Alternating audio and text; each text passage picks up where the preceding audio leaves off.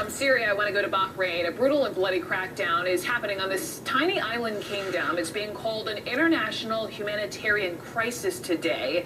Bahrain here, the assaults against anti-government demonstrators. Since February, protesters and unarmed civilians have been beaten, tear-gassed, tortured, and detained. And today, the American-based group Physicians for Human Rights reveals the Bahraini government's newest targets: doctors and nurses. The group says security forces have detained and tortured more than 30 doctors and medics since the uprisings began, and it calls the abuses horrific, systematic, and surreal. Joining me now, Amber Lyon, who recently was in Bahrain, and the first obvious question is, why target doctors and nurses here? Yeah, well, that's a really good question. That's what Physicians for Human Rights went to investigate, and they say they believe that these doctors are being targeted because they are on the front lines treating the wounded civilians and protesters, and they are eyewitnesses, incredible eyewitnesses at that, to what Physicians of Human Rights is calling atrocities committed by the government. What types of atrocities, what types of abuses are we talking about here? Well, they say that doctors are being beaten, they're being detained without reason. They also say that patients are being beaten, and that they say that they have forensic evidence. This is the first human rights report to come out with forensic evidence that the government has been shooting birdshot into the villages and tear gassing unarmed civilians. So I'm hearing you say you added patients in there. So it's doctors, nurses, patients.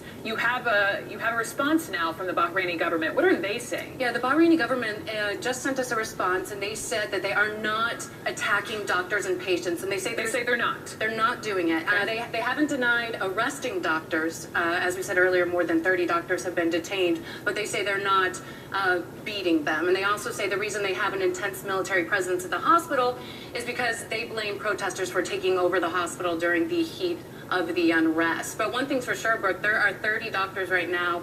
Their families do not know where they are. They say they were violently arrested by security forces. And one of these doctors was arrested while he was in the middle of performing a surgery. Security forces stormed in and took him away, and his family hasn't heard from him since. It's hard to wrap your head around these reports. It is. Also, though, the report cites grave breaches in international law.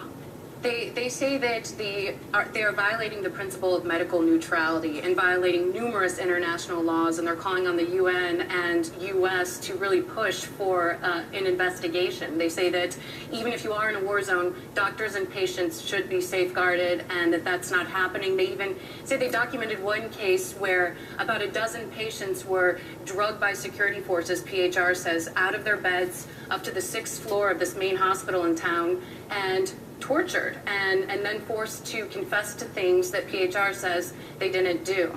So this is a report. It was just out today, so maybe it's too early, but has the State Department, has the UN responded whatsoever? Due to the holiday coming up, there hasn't been much response quite yet, but one thing's for sure, it's definitely creating a lot of noise and getting even more people to focus on what's going on in Bahrain right now, because I've been on your show several times talking about this. This is not the first credible international human rights organization to come out and say that the Bahraini government is committing atrocities against its citizens, and now doctors in this case. So you mentioned, you and I were talking multiple times last week, and one time you sat down and you were telling me about this woman who said her husband and her father were detained in Bahrain, and she was so furious she was on a hunger strike as a result. Here's what she told you last week. All I want from the American administration, I don't want them to save the people of Bahrain. I don't want an intervention. All I want is for them to stop supporting the Al Khalifa regime, who have proved now more than ever that they are corrupt, that they care only about their thrones, that they are willing to kill and torture. So what's the update, Amber, on her and her husband and father? Well, that was Zainab Al-Khawaja, and her father, an internationally known human rights activist, was detained. And on her 10th day of her hunger strike, when she was getting very weak, she'd been to the hospital. Called. Yeah, she had been to the hospital for treatment. She refused an IV, though, and went back home and was lying in bed. And that's when the family was put in touch with her father after numerous human rights organizations complained. They were able to speak with him for about a minute.